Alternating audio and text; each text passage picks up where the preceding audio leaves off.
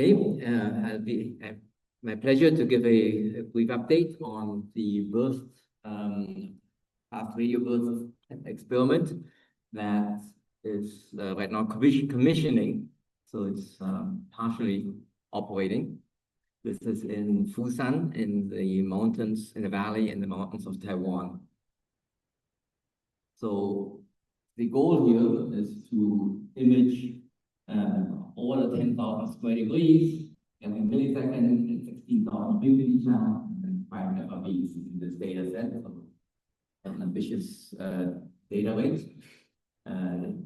It has a network of outrigger stations with what a 20-second voltage buffer. So if you have FRBs, the goal is to get trigger station voltages and correlate and localize them offline. We're using the Bonsai FRB engine from Benjamin Smith, who worked for CHIME. And we also do monitor other bright radio sources in the sky in the band right now from 300 to 700 megahertz. As I mentioned, there's a main station, and is the laser pointer? Yeah. There's a main station that we are planning to expand to 512 elements in the year. We have several operating stations, one in the middle of Taiwan and Nantou, one on Green Island. Green Island used to be a famous jail, and you can see that's a jail watchtower, the very safe place when the FRB away. It doesn't run away on you. And another array that's under construction right now in CHIME. Gives us a couple of baselines within Taiwan. And we also have a network of international stations. There's one station in Pyeongchang in Korea, a station in Ogasawara, which is an island a few thousand kilometers from Japan itself, in the middle of the Pacific Ocean. And there's another array construction in in India. So this gives us the international long VLBI baselines to do even more precise localization within, to hopefully identify the location within the host. And again, the motivation is that even though it's a small collecting area, it's a large field of view. So you're likely to see the nearest FRBs. So in the exercise, we find the counterparts. The nearest ones are the ones with the best chance of getting multi-messenger, multi-frequency, or any other hints as to what the immediate environments are. Obviously, the further away it is, the larger likely is meant to address the immediate environment of FRBs. Similarly, of course, it's helpful for studying repeats, since you have a long, large exposure time on each part of the sky. Here's an example of how this works. Here's a movie of the sky over the day. The sun rises, in this case, in the east, to the left, as it should be, going to the right across the array. And these grading cycles that you can see. So here we go, instant movie of the sun as it passes through the array seen overhead. You can see in the sun, sometimes it has radio bursts. So this will be triggered by E-callisto low frequency radio bursts that burst has a mapping to higher frequencies. So this allows you to fill in higher frequencies on solar radio bursts with, in this case, also polarization information that's not as frequent in the solar radio monitoring community. So there's some other ancillary things that we're already running on. The VLBI is at least technically working with the fringes to all our stations. So we're still in the process of calibrating things, whether it's our goal accuracy, but technically things are running. We are seeing FRBs, we're seeing fringes. Here's the first FRB that was detected in the commissioning study. We tend to find the white environment, and this reflects. The upcoming goals is in addition to map, so the cohorts will be mapping a sample of nearby. So we hope to see a birth of a couple of weeks. So with 3,000 nearby pathway births to map the immediate environments. And we're planning to expand this to 4,000 elements. And that will then have rates of, as you can see, tens per day to have a large and wide sample of FRBs to monitor the sky.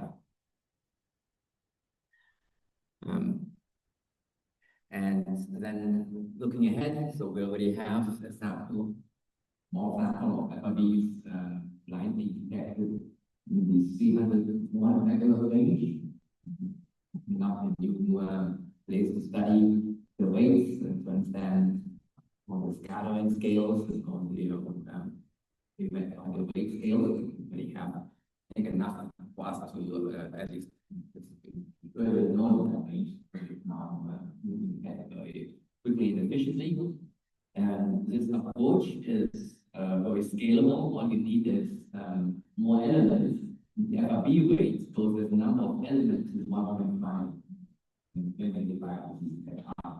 so you can imagine the goal is that you will look at 10,000 get the weight 1,000 FRB a day, and now you get think about you want to do millions of FRBs cosmologically enough to physically, and think about gravitational lensing, so where you lens then by both the galaxy with the whole individual stars, rising stars, planets, and to think about the opportunities that you get with wave optics and other exciting applications.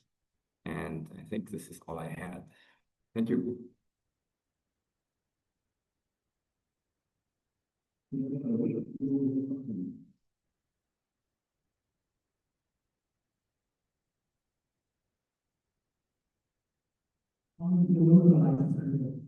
Well, the matter that all the detections will be localized. I know it's still figuring out the localization matter. We do get the idea on that. The data is there, obviously the idea is not at all.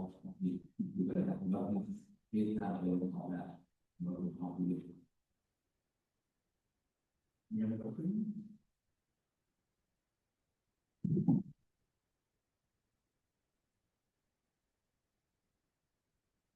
I really said to my niece, the maximum to a year of 1,000.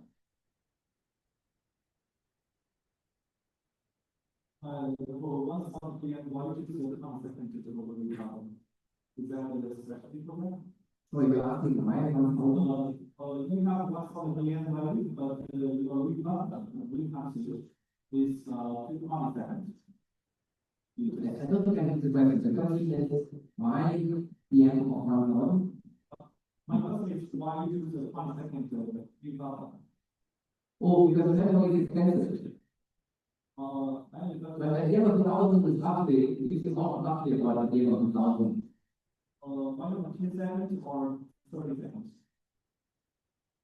I mean, the end of, no matter what, the end of 1,000 is 10 seconds, it's about 20 seconds, so that's about the limit of BBM. So any more than maybe the liquidity gain, and if you have less than you miss the IBM. Yes. But when we very expensive today, so I not sure more.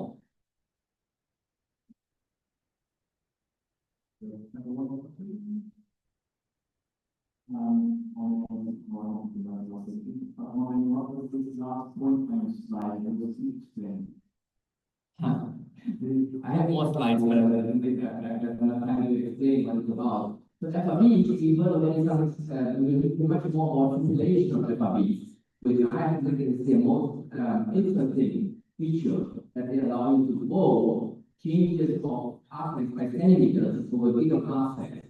So if you explain of 10 to the minus 26, it is millions of times more accurate than light in terms of measuring particles differences. And we're here to somehow we really more about how you use this to build information and no, nothing else like that in the universe. Well, all right, next thing for you again, and we'll move on to the video. Next up, we'll have Dr. Peng.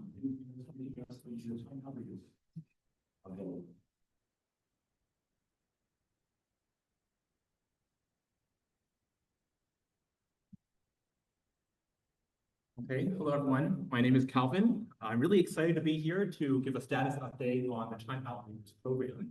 I'm currently a Miller postdoctoral fellow at UC Berkeley, where I'm working on aspects of this program, sort of science, as well as instrumentation. So CHIME is, can be thought of as a predecessor to BURSTT. It's also a compact array, much larger and a much smaller field of view compared to the smaller 1,000 square degrees. You can see here CHIME is made of 4 cylindrical reflectors that focus light only in one dimension.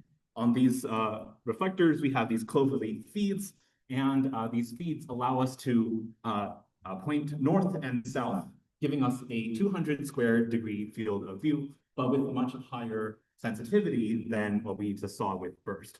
And so by surveying this 200 square degree field of view, we are able to survey the sky once per day. I'm sure many of you in this room have seen this animation, so it's actually okay for me to show it as a PDF this time.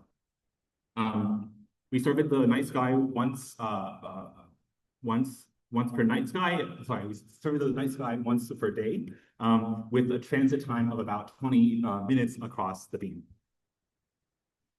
This strategy allows us to search for FRBs using the short baselines in the CHIME core, whereas traditional interferometers might have to tile the sky with small beams. CHIME has a different strategy because with the much shorter baselines of CHIME, with the same number of beams, you can suddenly cover a lot more sky, and that's why this compact array design that's now being used for BURSTT is so compelling for finding lots of FRBs.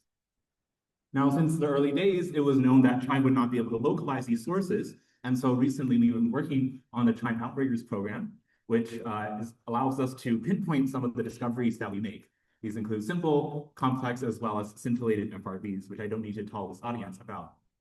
So the CHIME Outriggers program is an effort to add VLBI stations with the same 200 square degree field of view to this outstanding FRB detector, so that we can pinpoint some of those host galaxies and greatly expand the host population.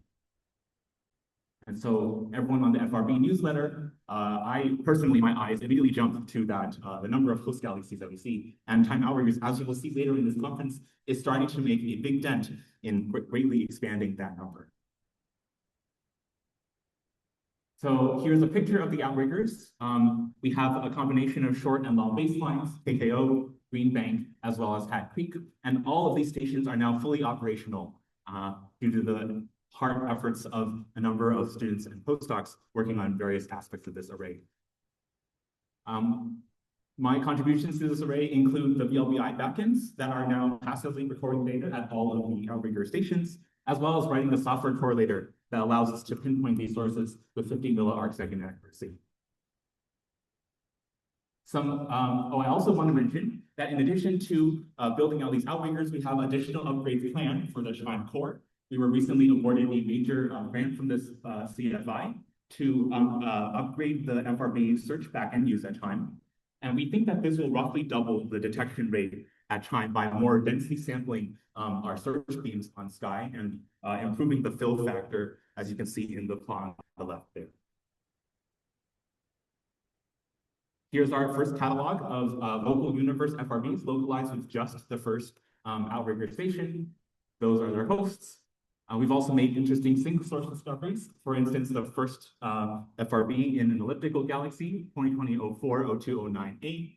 It's 40 kiloparsecs offset from the host and lives in this massive galaxy, allowing it to be used to potentially constrain AGN feedback.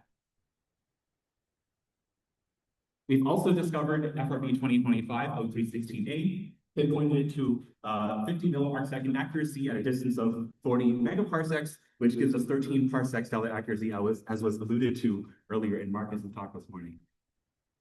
I really liked some of these details that came out, especially fast follow, which I thought was extremely interesting.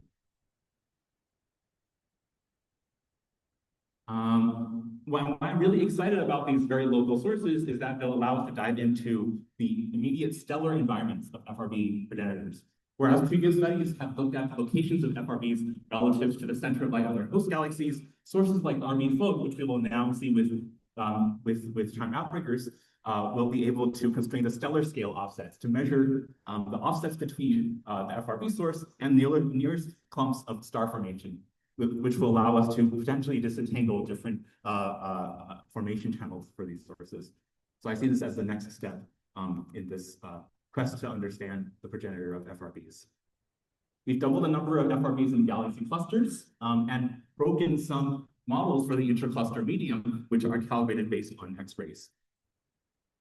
We've also ruled out feedback prescription with the first mass-resolved measurement of feedback using fast radio bursts in the local universe. Since we've been doing all this science, we've also been upgrading the array. I want to talk briefly about some algorithmic improvements we've made that have allowed us to reach our astrometric specifications. One is to do better at calibration, to interpolate over calibration solutions where steady RFI corrupts part of our band. Doing so improves our signal to noise because we recover a large fraction of our bandwidth now by tens of percents. Another algorithm improvement is in the beamforming stage when we form station beams. By nulling RFI in the direction of our targets, we're now able to recover fringes, but where previously we were not able to see them. And you can see how much cleaner our data look once we apply these spatial filtering RFI techniques. We've also been able to do direction-dependent calibration of the ionosphere. On the left, you see our first catalog of VLBI calibrators at 400 megahertz. We now have observations over 1,000 calibrators, which we use to interpolate the ionosphere at the location of our target, allowing us to independently estimate how much ionosphere contributes to our total delay at the collision of the FRB without using the FRB itself. We also have implemented pulse mesh filtering within our software correlator. And so whereas the traditional wisdom is that this only helps you with high sensitive to noise, we actually find that it does surprisingly well in this limit that your central core station here, CHIME, is much more sensitive than your element. So we actually win back a lot of FRBs by applying mesh filtering using the dynamic spectrum that we measure at CHIME to the data that we collect at the algorithm stations and correlate in our VLBI pipeline. And so on the horizon, I want to talk about that and talk by talking about some of the things to look forward to both in this conference and beyond. One is a full characterization of our astrometric accuracy and position. We're now working at the diffraction limit, and we are going to study the dependence on things like burst bandwidth, burst signal to noise, target calibrator separation, and also the ionosphere interpolation. Here are some of the hosts that these algorithm improvements have allowed us to recover. There's more, and there's more. And for more updates on our host catalogs, I want to point you to Adam Lampman's talk later in this conference. We're also going to see greatly expanded population demographics. Alice Kai is going to talk briefly about this. We're just starting to scratch this population here, and she's going to give a talk about this week. Also, we're going to hear about more dwarf hosts from Big Dome. So now at this point, I would like to thank you for having me here and take any additional questions. Thank you.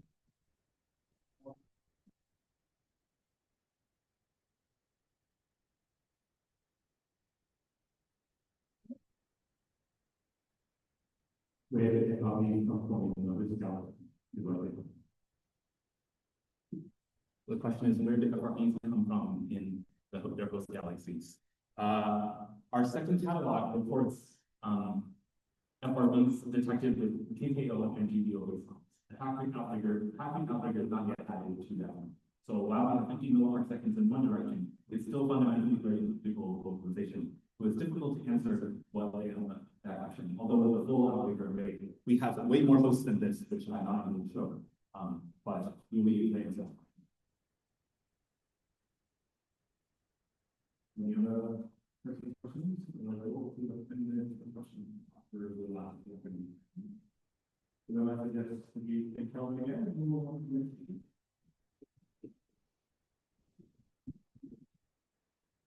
And Hello,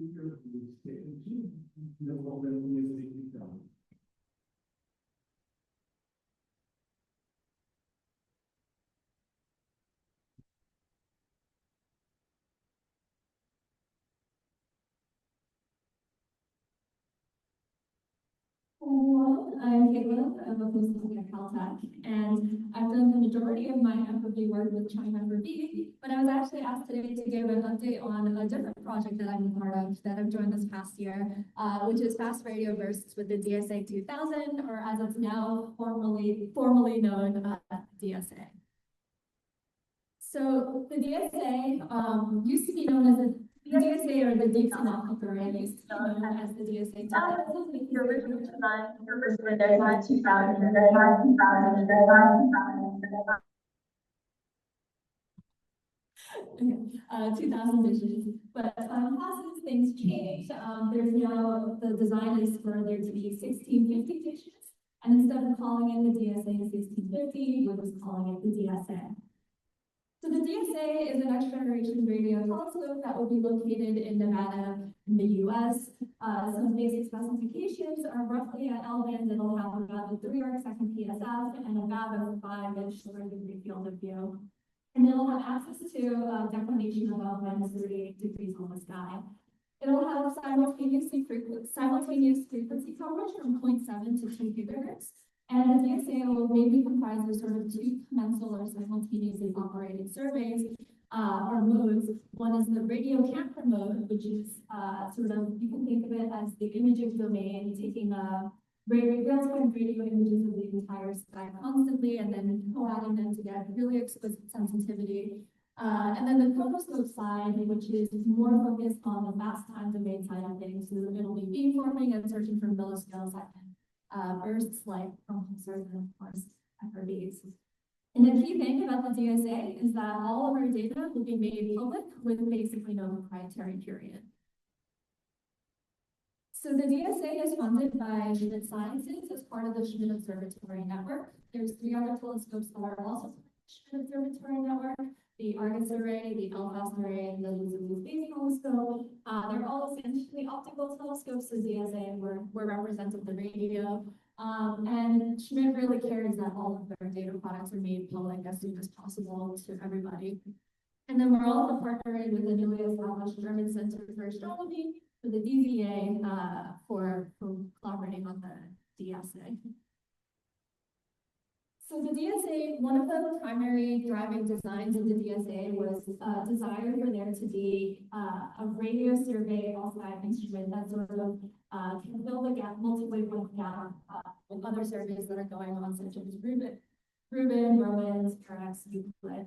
And so the DSA, a lot of its operation time will be dedicated towards doing a variable depth cadenced survey in the sky. So in this diagram, like yellow tiles are parts of the sky that will be visited more often than purple tiles, for example. And then the remainder of the time will be towards targeted and discretionary investigations, like pulsar timing, or that's binary neutron star happens if you want to catch the radio alpha.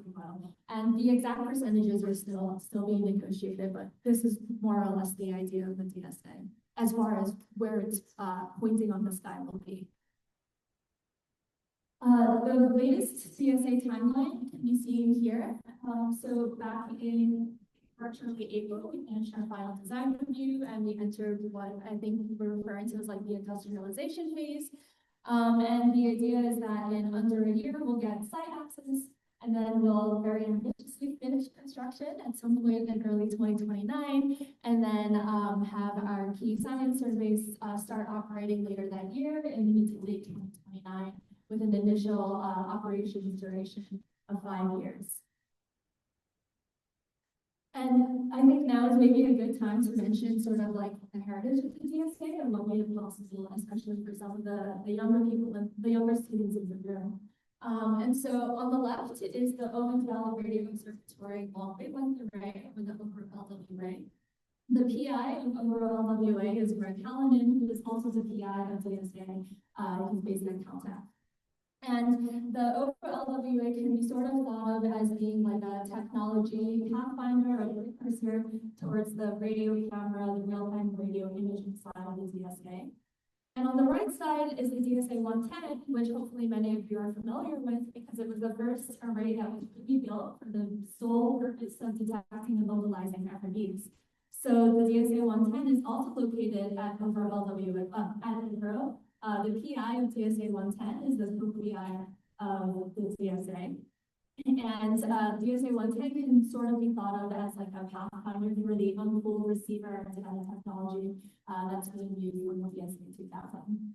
So the naming is terrible, but the DSA 110 is not actually a subarray of the DSA or the DSA 2000. They're two completely different instruments. And so the DSA 110 is in California, the DSA 2000 is to be built in Nevada.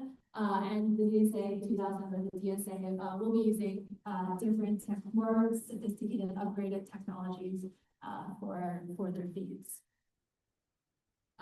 And yeah, maybe unsurprisingly, Greg sort of leads the imaging radio camera side of the DSA, and Vikram leads the fast time domain chronoscope side of the DSA. And so the chronoscope is what I'll focus a bit on here because the chronoscope is what is going to find FRBs with the DSA. So with the chronoscope, we'll be doing a real-time search for FRBs across not quite the entire 0.72 gigahertz frequency range, but 3 discrete subbands within this frequency range that's just over half the full DSA band. Some basic specifications is that it'll be 1 millisecond time resolution, 120 kilohertz spectral resolution. It'll be tiling 6 million beams over the field of view of DSA. Based on our baseline compute, we think we'll be able to search up to a maximum DM of about 5,000 parsec per cubic centimeter. Similar to what CHIME Outriggers is doing, we'll anticipate putting out real-time detection methods of high probability FRB candidates. And then we'll also be long-term archiving the intensity and voltages that are associated with these FRB detections. And we anticipate that we'll be able to detect about 10,000 FRBs a year. All of them eventually localized to sub-second precision. And this rate, the 10 to the 4 FRBs per year, can sort of be quickly extrapolated from comparisons with surveys that we know and love, like CHIME Outriggers and Parks at roughly similar frequency ranges, scaling with sensitivity and field of view. And of course, there's a lot of unknown associated when we do these sort of extrapolations, not least of which we don't really know a lot of intrinsic spectrum behavior, like frequency-dependent rates or the bandedness of FRBs. And so that's something that we're excited to be able to explore with DSA, but of course there are other instruments that are coming online very soon, like Ford, for example, that will also be fantastic for exploring sort of this wide band spectrum behavior of FRBs as part of a dedicated survey. And yeah, this is all a bit ambitious, and the reason why we think we're not totally crazy in thinking this is possible is in large part because of these next generation media racks, called the MBL 72 Ribbon racks. Yeah, really good, really fast, and a lot of scientists right now.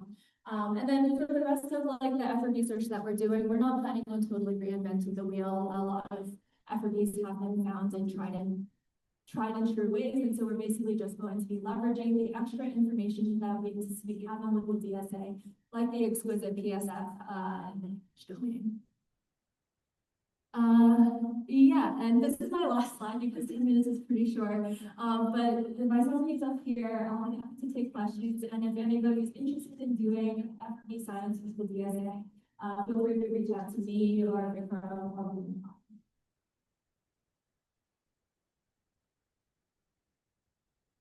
Do we have a question? More people?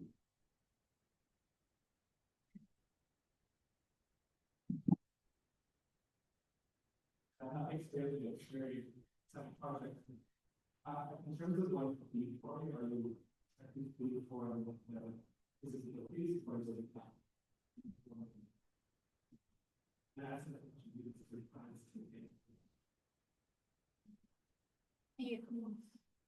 Yeah, okay. So I think I still mix this up, and I really shouldn't be, but I believe that we're going to be performing the visibilities for the FRB search, and also the untargeted pulsar search and voltages with the targeted pulsars of research for the process. All right, and you just reply, they move on. Second question of the very own question. I guess that's thanks again, Katlyn.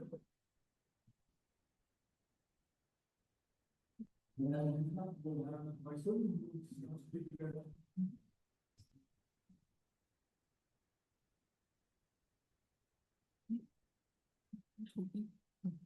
Okay, good afternoon, everyone. So we are switching from radio to X-rays.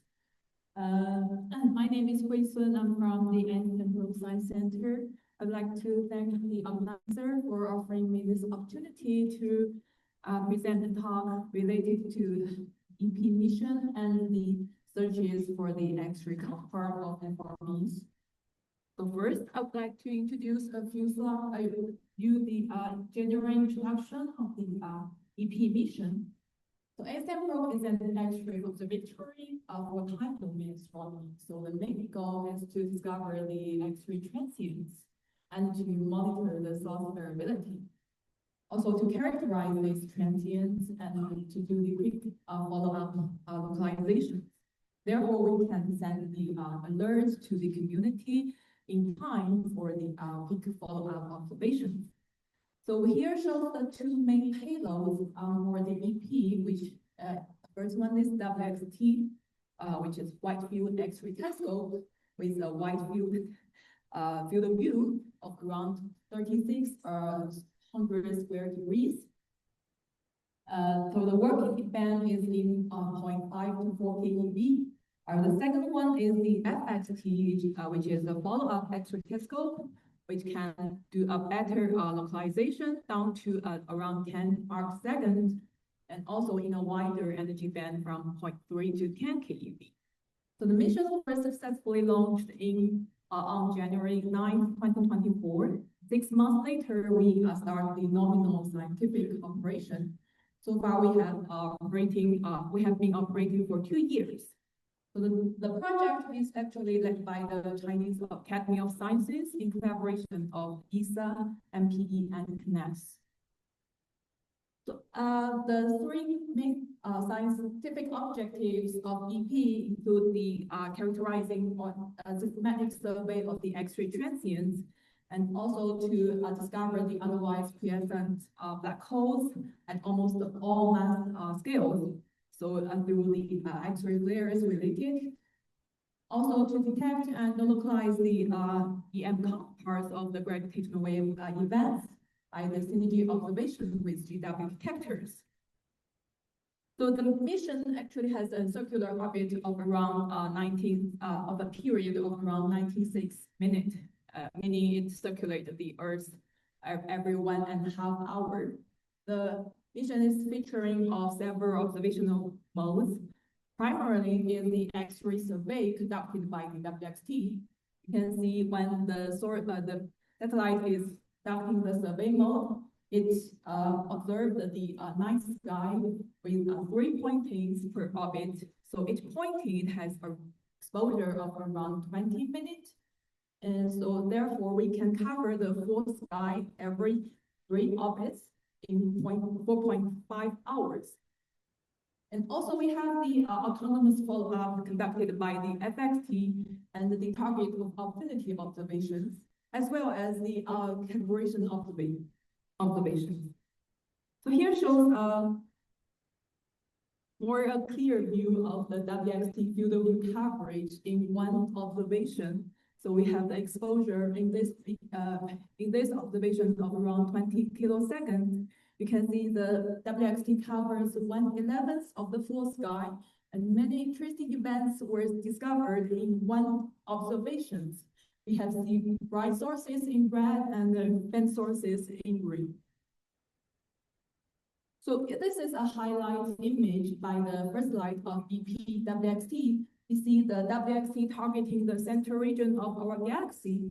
We see some very bright X-ray sources. Many are the X-ray binaries in the galactic center, observed in one WXT observation of around 40 kilosecond exposure. So the WXT is capable of surveying the X-ray sky with an improved sensitivity at least 1 order of magnitude better in comparison with the previous all-sky X-ray monitors. So in the left panel, we show the light curve and the observed flux of the WXT. So typically, with a snapshot, which is around 1200 seconds, the WXT can reach to a sensitivity of around 2 to 3 times 10 to minus 11 per centimeter squared per second. While the FXT, we have 2 units of identical FXT modulars. Each one can reach to 5 times 10 to minus 14 with an exposure of around 3 kiloseconds. So in general, I'd like to share some results from EP in the detection of the X-ray transients. So in general, we have around 250 X-ray transients from durations of a few seconds to days and months. Most of them are the fast X-ray transients, which have a duration shorter than 1 kilosecond. So before the launch of EP, the detection of the fast X-ray transients is only around 30 candidates. So the improvement has been largely enhanced by the detection launch of the EP. And actually only 1/3 of them have been observed in association with gamma ray burst. So there are at least quite a good number of them are not related to the GRBs, which are intrinsically probably the new types of X-ray transients we are observing.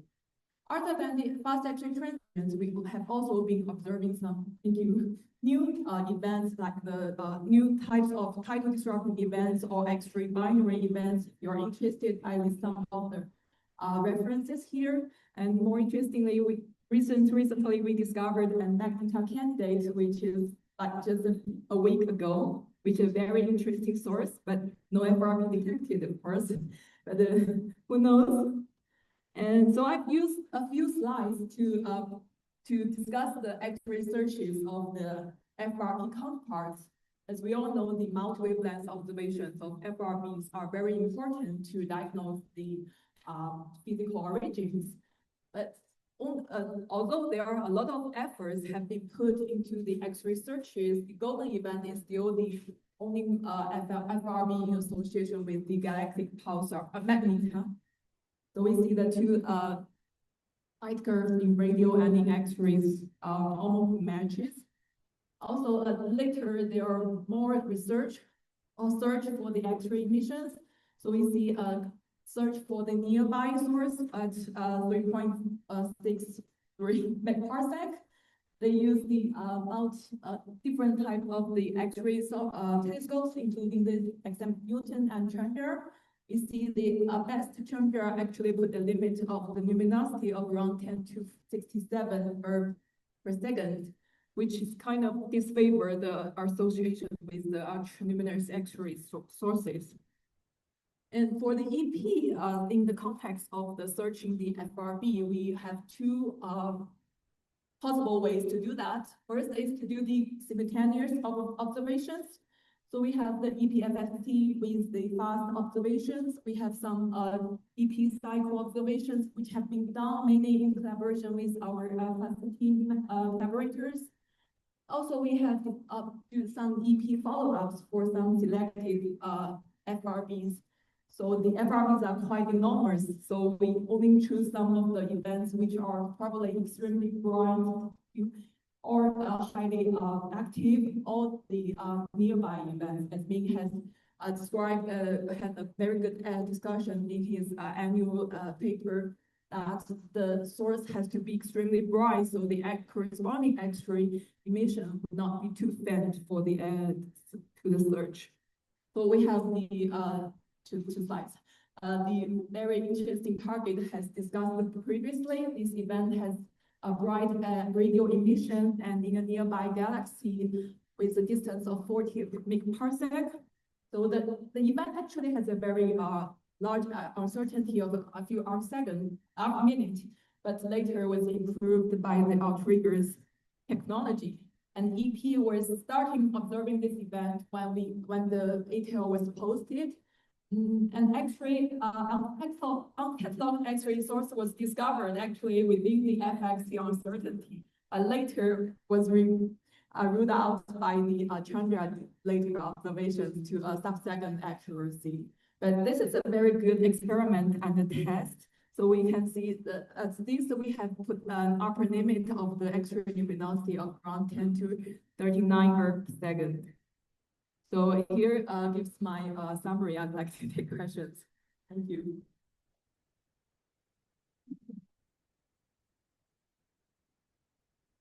One more question.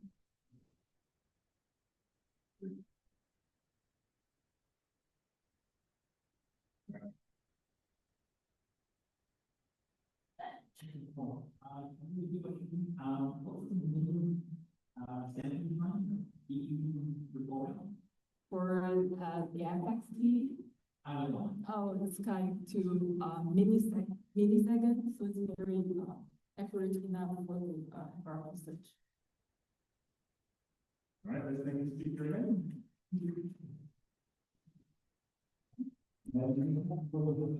You will give people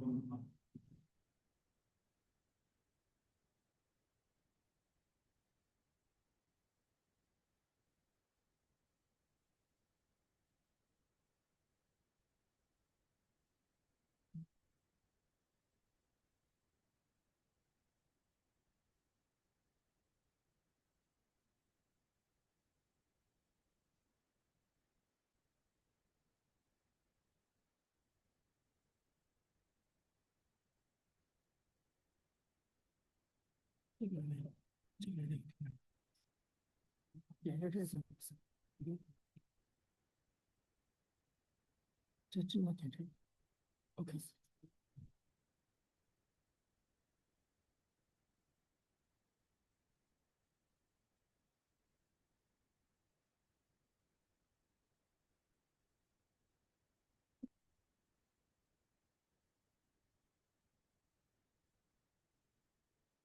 不对。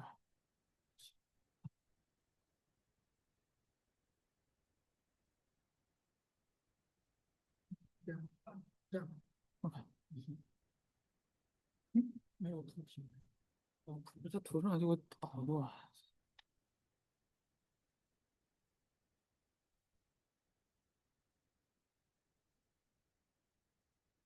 不挡了。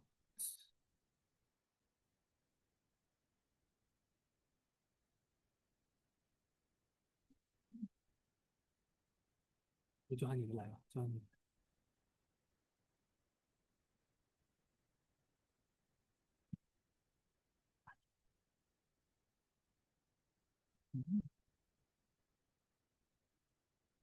点不点的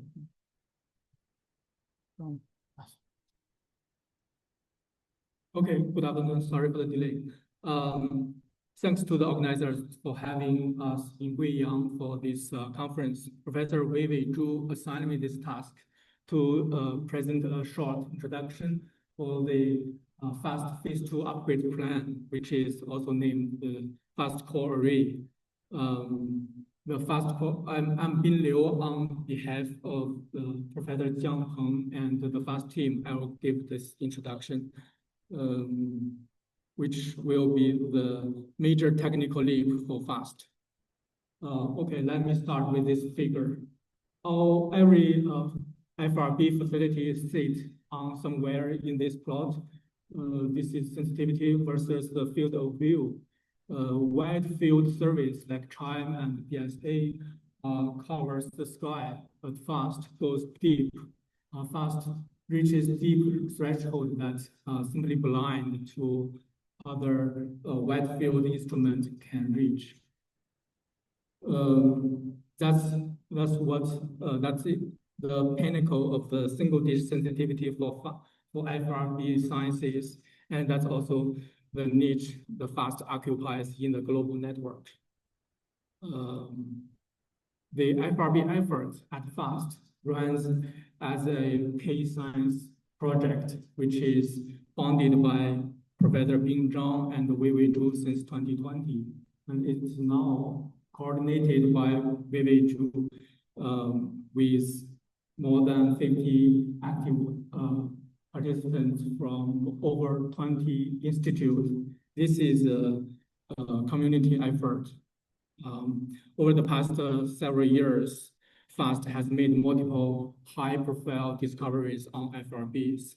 I will not walk through this, but people in this room all know them very well. However, the single-dish limit leave these discoveries, especially unlocalized.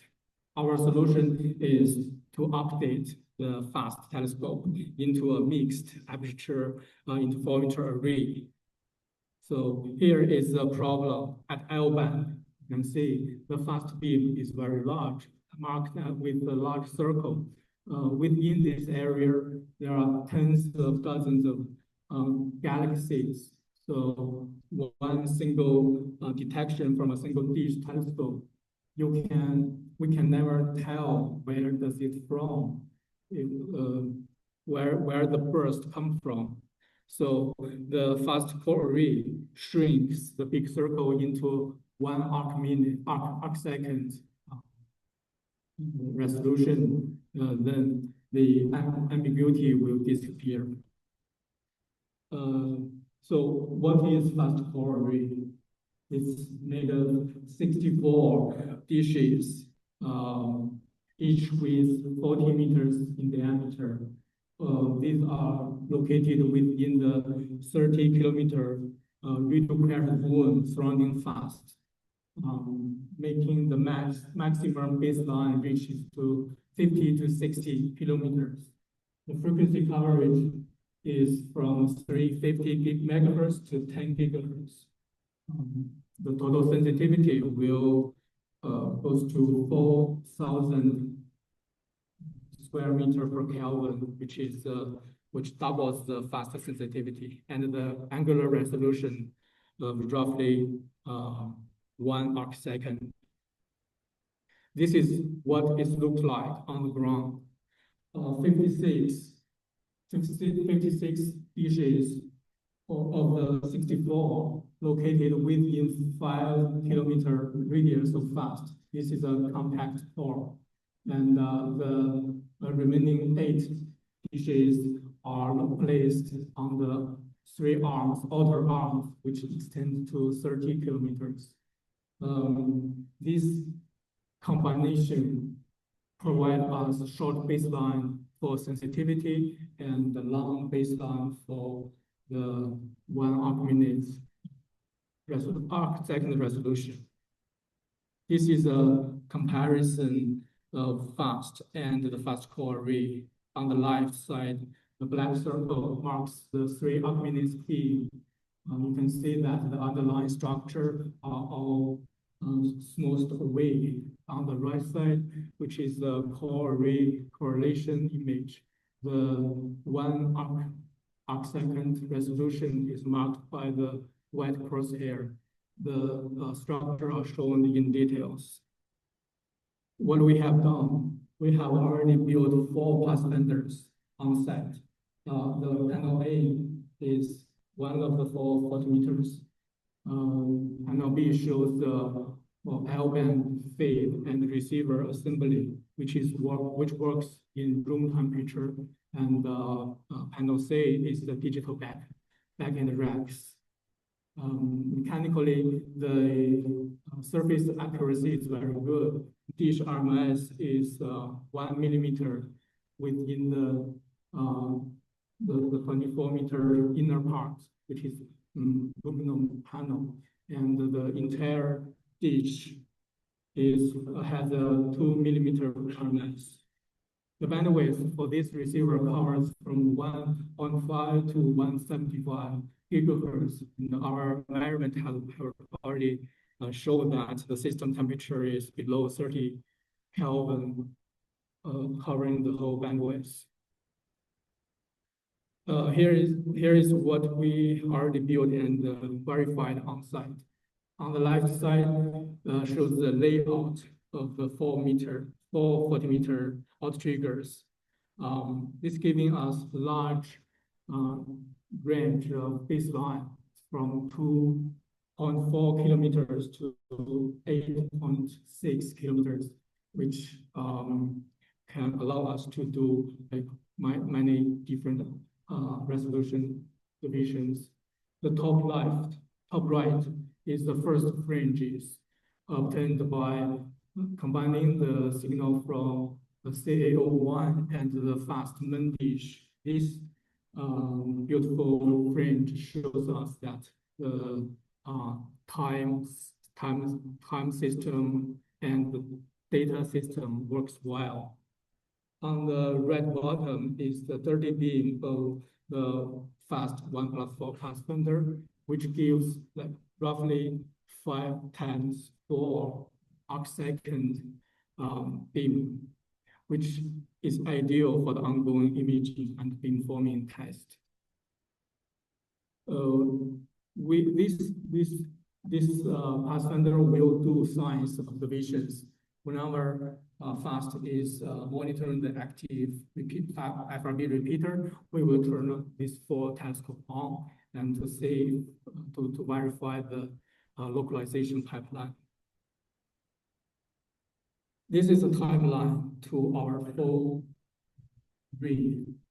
It started in 2024, the design and preparation. Currently, we are in the prototyping phase. Already for 40-meter telescope is under commissioning.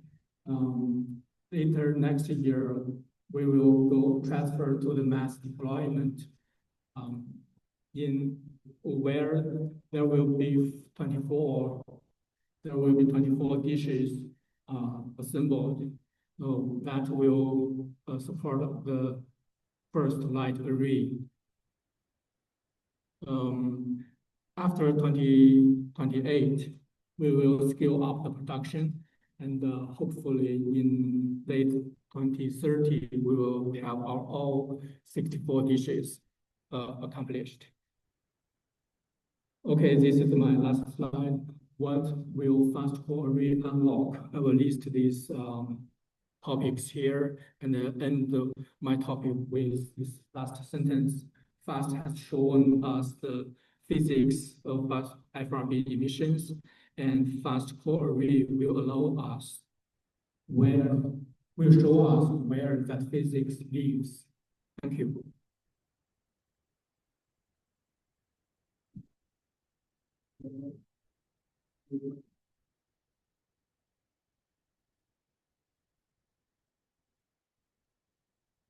Thank you. So it's very exciting. Can you say a little bit about the networking and the processing? Are the dishes connected or are they dispersed? Will it all in real time? Will it be central? Okay. These passages are connected, and all the signal will be processed in real time. Currently, we have one hydrogen laser from on the fast side. We send that clock to all the 4 telescopes. If that the environment.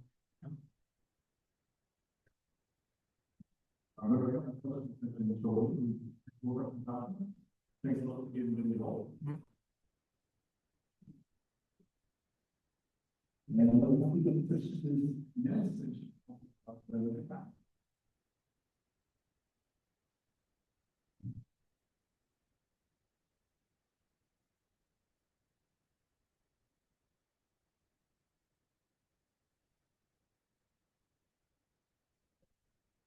Hello, everyone. Very excited to be here today talking about MeerKAT. This of course is part of our collaboration, but we have a lot of exciting results. So I'm going to present a selection of them. So let's start with an introduction on MeerKAT. So MeerKAT is an array in the Karoo Desert in South Africa that will become part of the SKA meeting. And it consists of 64 antennas, each one with a diameter of 13.5 meters, making it one of the most sensitive radio telescopes now operational. It has a maximum baseline of 8 kilometers, and it has been operational since 2018. And it has observing bandwidths, the UHF, the L band, and the S band, going from 544 megahertz up to 3,000 megahertz. And the MeerKAT project, which stands for More Transients and Pulsars, and is led by Inés at the University of Manchester, is the project that searches for galactic and extragalactic radio transients. This project is commensal to other large survey projects, which means that other people select where we're pointing in the sky and which frequencies we are using, and we just observe at the same time and search for transients in real time. And we have two observing modes, the incoherent mode, which has a larger field of view of around 1 square degree, but is less sensitive, and the coherent mode with a smaller field of view, but more sensitive. We search for transients with a 300 microsecond time resolution in real time. And since 2022, we have the transient buffer data, which allows us to localize FRBs with sub-arc-second resolution. And I just wanted to acknowledge all the people who have been involved in MeerKAT to make these discoveries possible. But let's go back to this transient buffer data. Since we search in real time, we have a buffer time of 45 seconds. And if we detect a transient within that time, we can store 300 milliseconds of raw voltage data. These 300 milliseconds follow the dispersion curve of any transient so that we can have the entire burst within that time. And we can image these 300 milliseconds, creating a movie of the sky where we can identify any transients that become visible in the field of view.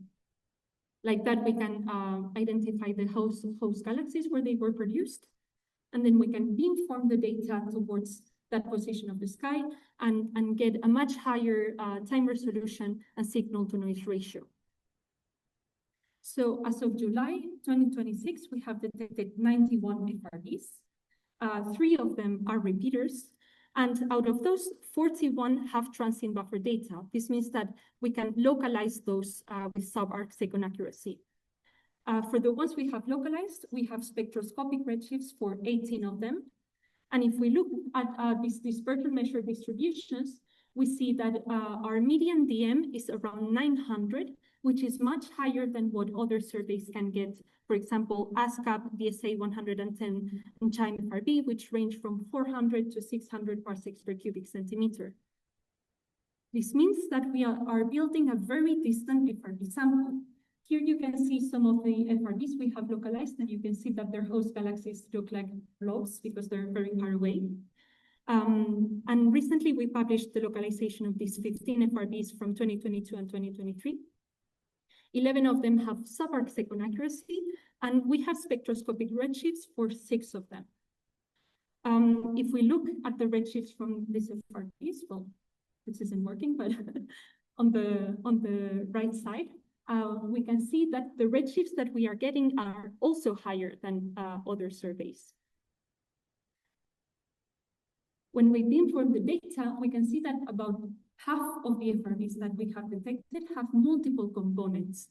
None of them have quasi-periodicity in their structure, but some of them are very narrow, which supports a magnetospheric origin for some of these bursts. I wanted to highlight one of the FRBs that we detected in 2024, so 240304B, that we have submitted, and this work is currently under review, so please don't take pictures, but it's on the archive, so you can have a look at these results. It had a dispersion measure of 2,462 parsecs per cubic centimeter, and it triggered the transient buffer data.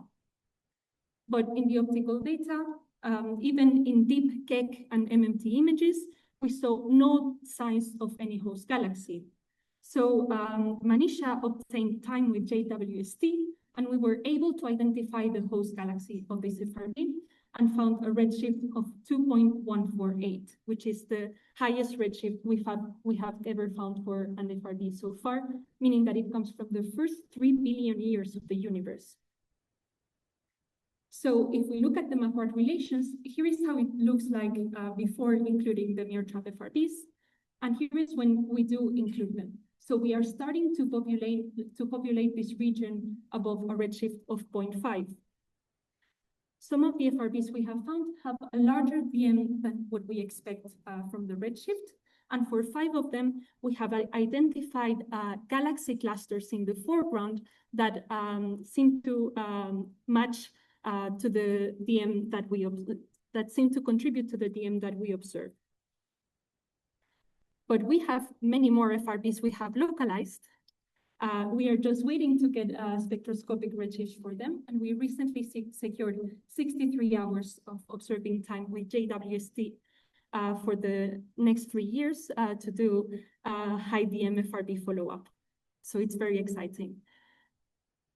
Since we are a commensal project, there are some regions of the sky where we get a lot of observing time.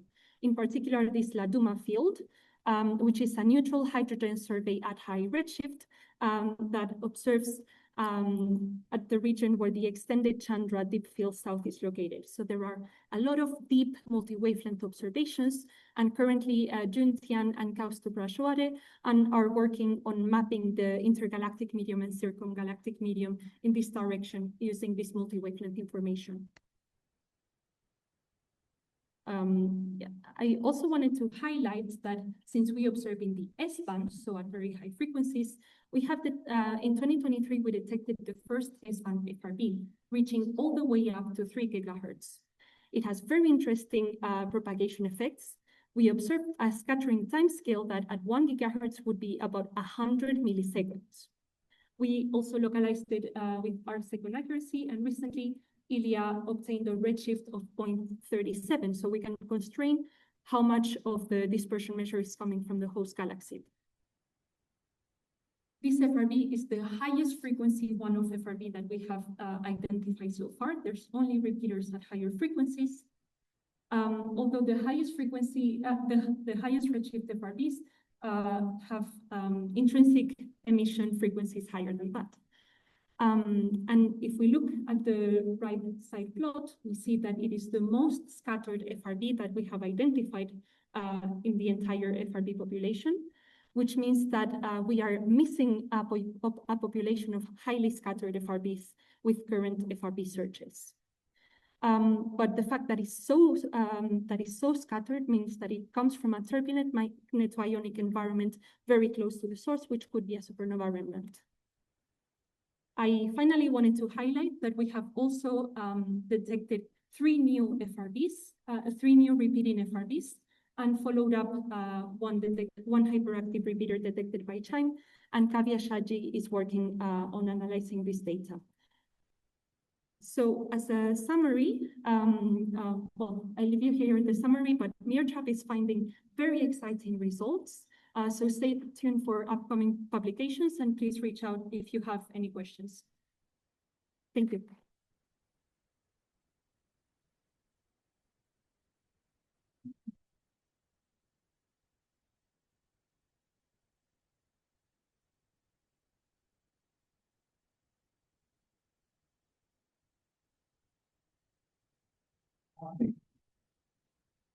We all right? I thought we have some numbers like partnerships. And let's make sure the design is based on identifying a color of the multipliers that you implemented. But are there objects for which there's nothing at all? So for some of them, we have seen galaxies. We are just waiting to obtain a spectra to confirm the redshift. And for some others, the host galaxies are so faint that we don't see them in current observation. So the JWST data that we're going to get is going to include both imaging and spectroscopy. Nothing yet. For some of them, there's some. Or I don't know if I missed something. You don't see at all. Oh, it depends. It depends because some of them have deep archival optical images and some don't. So yeah, maybe 24 are band magnitude. Yeah.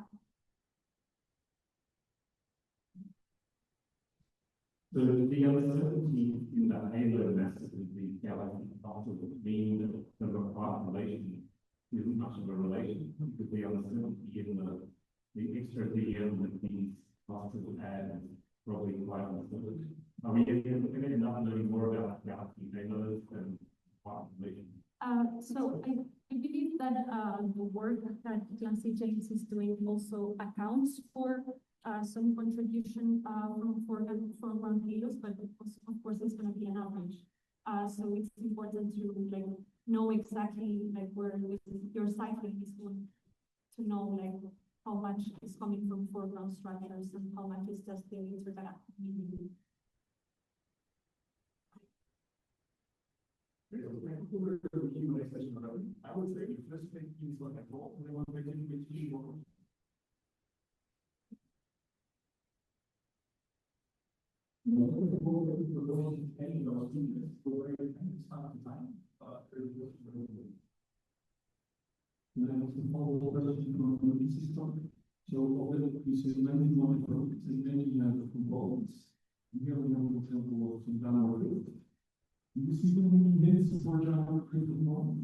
For what, sir? So actually, this FRB that I'm showing here, we initially saw it just as one burst, and we thought, oh, this looks like a repeater. And then a few months later, we saw repetitions from this burst because it's located in a direction that is usually monitored for pulsar follow-up. Yeah, so for some of them, like already from the structure, we can tell this is probably a repeater. And in a couple of occasions, we have confirmed the repetition later on. Yeah.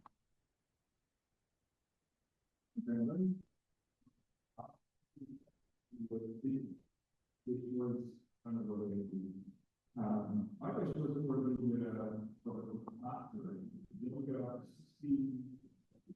for whether there's plans actually to stay in stock and hardly get the loan of those funds to actually go down and living out second resolution.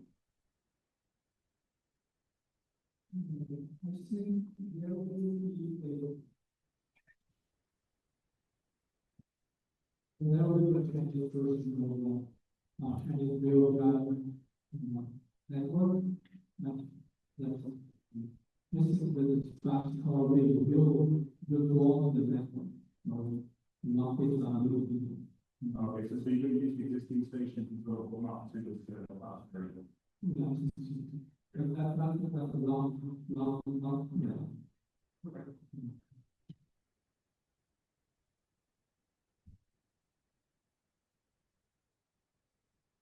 Are there any other questions? Is there any other speakers from this session?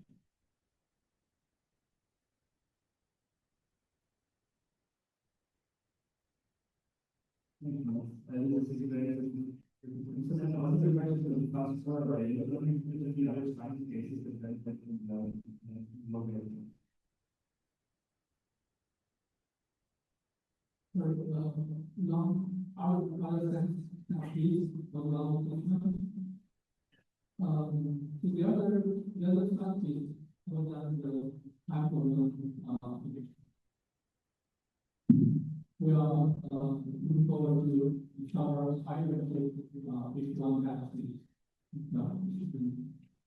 we will wish to cover the more than one be not than one. We will have a continuation to contribution.